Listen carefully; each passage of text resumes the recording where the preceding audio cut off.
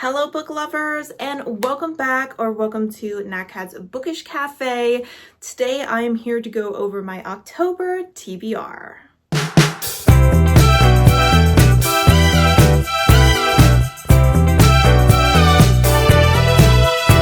Alright guys, I am here with my iced chai latte because no matter what time of year it is, no matter how cold it gets, the chai is gonna be iced.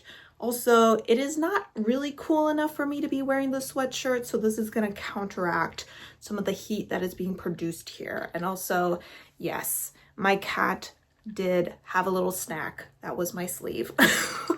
With that being said, in the month of October, I'm not playing my TBR game because I only played those on odd numbered months. So she will be back next month in November. But I have some very exciting books I want to talk about today. And then, of course, at the end, we will finish up with pulling a book from my challenge cup. All right, everyone, I want to start by saying that in the month of October, I am going to be filming two separate vlogs.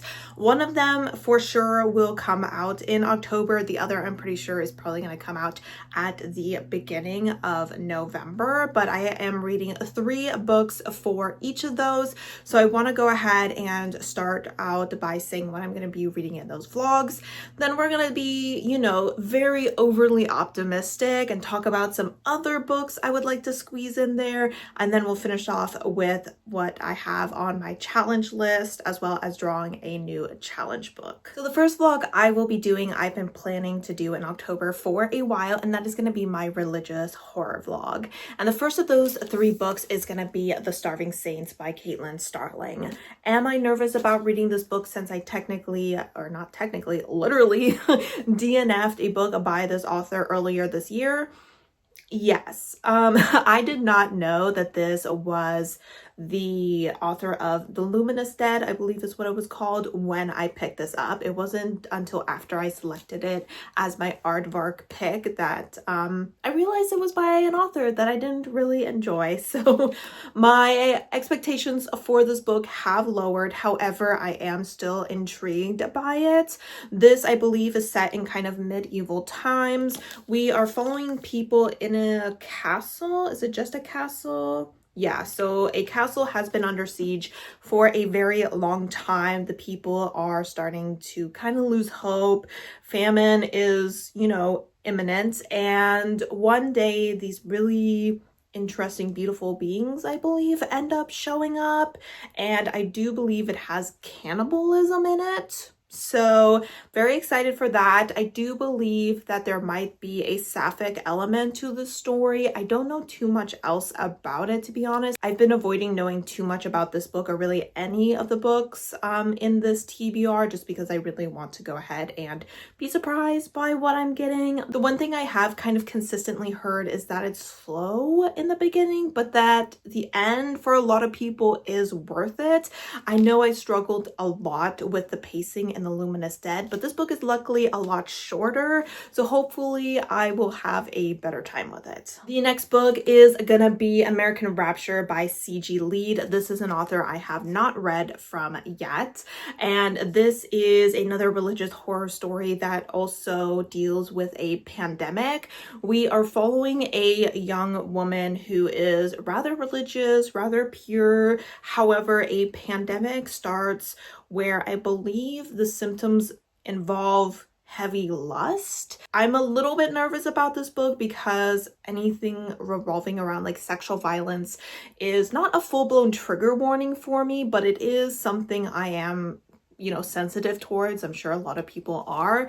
So this book is probably going to be somewhat difficult to read. I have yet to hear amazing things. There have been very few people who have been really blown away by this story, so my expectations of it are a little bit in the middle at this point.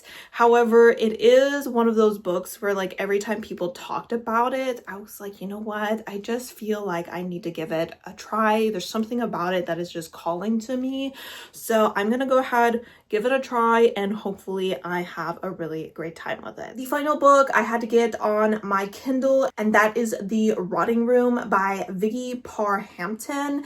And this is honestly, out of the three, the one that I'm the most excited for, which is interesting because I think it has the lowest average rating. Essentially, we have a woman who is staying at this convent, I believe, and she has a rather dark history, or past, I guess I should say, that she is trying to stay away from. And one day a visitor comes to the convent and dies, but their body isn't like decomposing. And so this madness almost strikes the convent because everyone thinks that there is a saint in their presence. However, our character thinks there's something darker and more dangerous at play. And I believe she starts working with a fellow priest to kind of get to the bottom of what's going on. So this one sounds like it's gonna be really interesting for me. It doesn't mention romance as part of the tag, so I don't think that there's any sort of romance going on between her or the priest,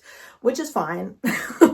I am more than happy to just focus on the horror elements of the story. The second vlog that I want to do, that I went ahead and kind of decided on last minute because I realized that it would work pretty well for some books that I've been wanting to read, and that is going to be a sapphic vampire vlog. We all love some sapphic vampires. I have not read many of them, so we are going to go ahead and change that with this vlog by reading these three books. The first is a book that is actually on my fall TBR, so it'll be great to go ahead and read that, and that is going to be A Long Time Dead by Samara Breger. I believe out of the three books I have, this one is the most romance focused. We have this woman who has been turned into a vampire, and she kind of just needs to learn how to live this kind of life, and she ends up meeting this other woman who is teaching her. A romance develops. They meet a lot of interesting characters, and at the same time there seems to be someone who is wanting to tear the two of them apart. So I have heard primarily good things about this book. It has a absolutely stunning cover, so excited to read it in that vlog. Okay, so I'm sitting here kind of realizing that I've made a grave mistake, which is that one of the vampire books that I have here isn't sapphic. I always thought people described it as sapphic vampires, but now I'm starting to wonder if they were describing it as black vampires, and I literally have no idea how I just how would I get those mixed up? And that is gonna be Immortal Dark by Tigress Grima.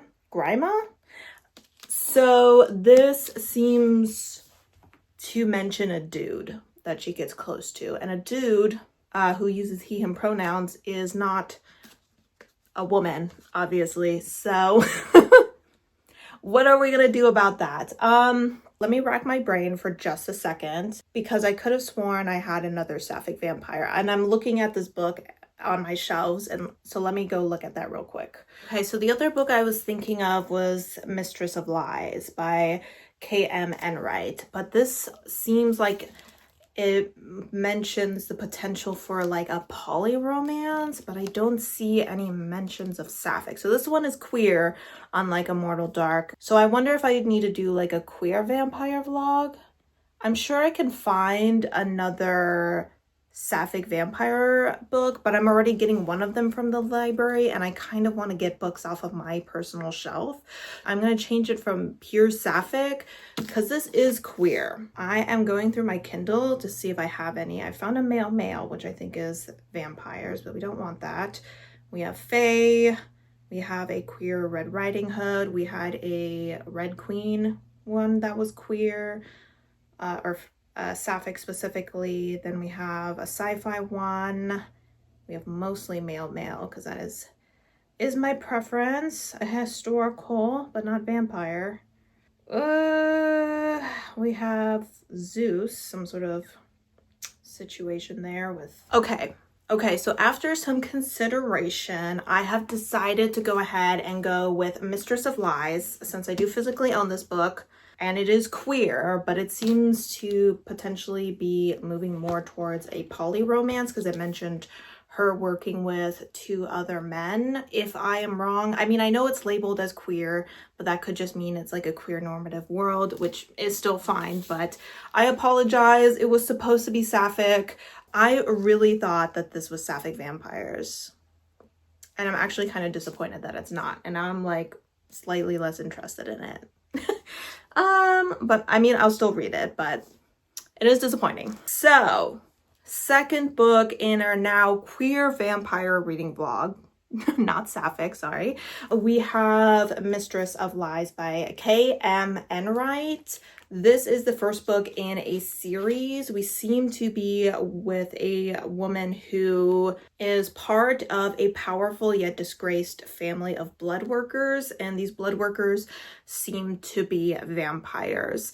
And she ends up killing her father to take over the family business, to become head of the family, and she seems to be on a revenge spree. And we also seem to follow Samuel, who seems to be a bastard. He seems to have some sort of terrible gift, and he has been sent to identify the killer cutting a bloody swath through the city, which I don't know if that is our character, but sounds like it might be. And then it says Samuel Sean, who is our revenge seeker, as well as a mysterious royal blood worker named Isaac, find themselves caught in a complicated web of desire, treason, and vengeance. So it does sound pretty poly to me, either that or a very strong love triangle. So we are gonna go ahead and check this book out, and hopefully it's a good time. I'm so sorry that that was so messy. I went into this video very prepared, then read the synopsis for the first time in a while and realized I didn't actually know what the book was about. So that being said, the third book for this vlog is the one that I'm going to be getting from my library, and that is An Education in Malice by S.T. Gibson. This is technically a sequel or companion to A Dowry of Blood, which I have read and enjoyed quite a bit. I have not heard very good things about the story, hence why I am getting it from the library instead of spending money on it. However, the only thing I really know about this is that it is sapphic, it involves vampires, and it seems to have more of an academic college setting. I haven't read the synopsis for this for a long time. However, I do want to go ahead and finish up this duology, and this vlog seemed like the perfect opportunity to do that. All right. We'll see if I even go through with that vlog, considering it didn't end up being what I wanted. If I end up doing something else outside of this vampire vlog, don't be surprised, but we'll see how I'm feeling once it comes time to start that vlog. But that being said, let's go ahead and look at some books I would also like to pick up. The probability of me picking these up is pretty low. I would say I pick up about 6 to 7 physical books a month, and obviously since I already have 6 books picked out, the chances of me having time for an extra is pretty low. But hey, it's October and there are a lot of books I want to get to. If I want something short and creepy, I decided to put Ring Shout on here by P. Jelly Clark. This is a teensy little novel that is dealing with monster hunters, and the monsters are the KKK. I have a feeling this might be a fun, creepy time for October, but it would also be very timely to read it as well. Next, I decided to put The Killing Moon by N.K. Jemisin on here. This would be a reread. It is one of the 6 books I wanted to reread this year. I have reread 1, I think, so we're not doing very good with the rereads, but it has been a while since I picked up an N.K. Jemisin book, so I would be happy to return to this one. This series definitely has some horror elements to it. The second one more so. There are aspects of that story that still haunt me to this day.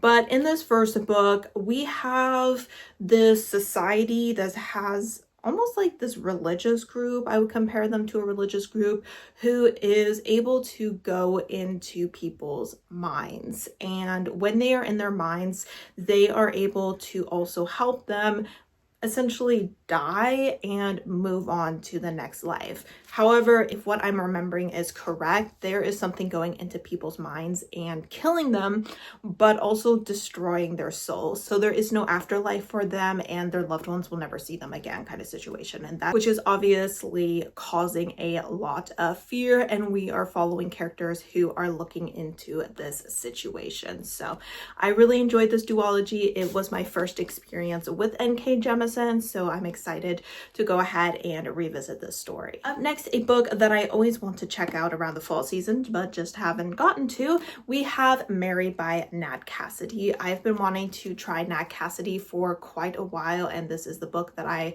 wanted to start with. I was lucky enough to find a cheap copy of this book this year, so physically it is on my shelves, and I figured I might as well physically put it on this October TBR in hopes that it increases my chance of reading it.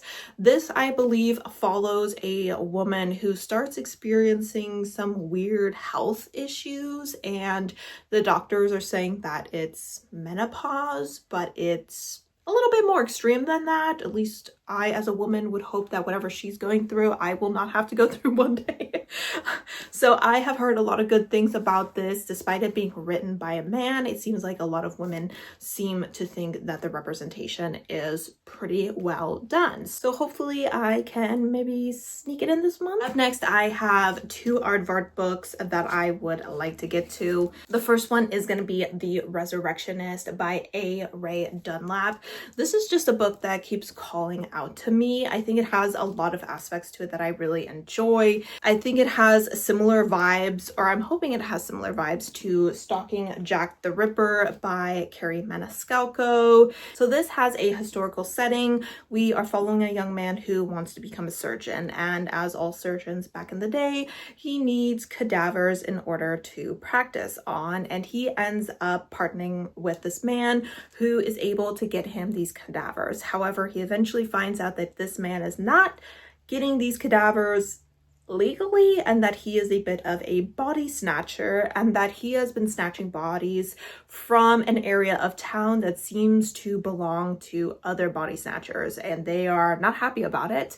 And so our two characters find themselves in a little bit of danger. I also believe that this is queer, so I'm assuming there is going to be a little bit of a romance between the two of them. The second one is a very new release, and I am not a new release girly, but here I am, and that is You Weren't Meant to Be Human by Andrew Joseph White. I have read two books by this author. You can see them both up here. I have not read their most recent young adult, Compound Fracture, but this is the one that's calling to me a little bit more. Am I scared out of my mind to read this book? Yes.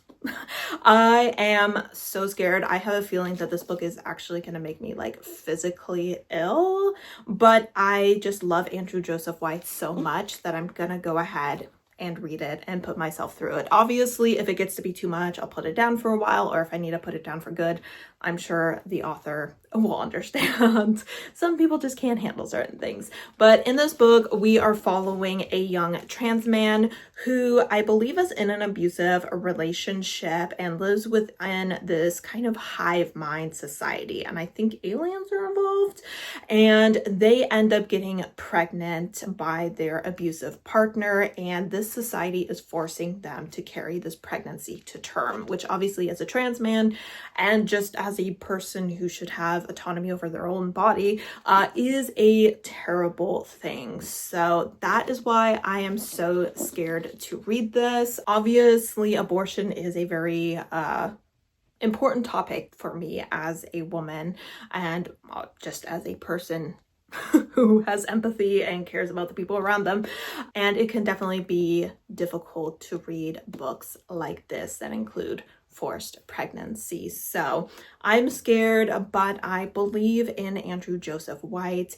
They have always done a really great job when it comes to body horror. So I'm optimistic, yet scared. All right, guys, the final thing that we need to do is we need to pull a scrap of paper from here to pull my challenge cup. If this is your first time here, the challenge cup is something that I filled with 12 different books, or I'm sorry, 11 different books at the beginning of the year. I don't pull one in December, and essentially these are books that I want to read, but I'm rather intimidated by, so hence the challenge cup title. We only have 2 scraps of paper in here.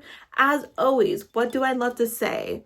I know what one of the books are, but I don't know what the other one is. So I know what one of the books in here are.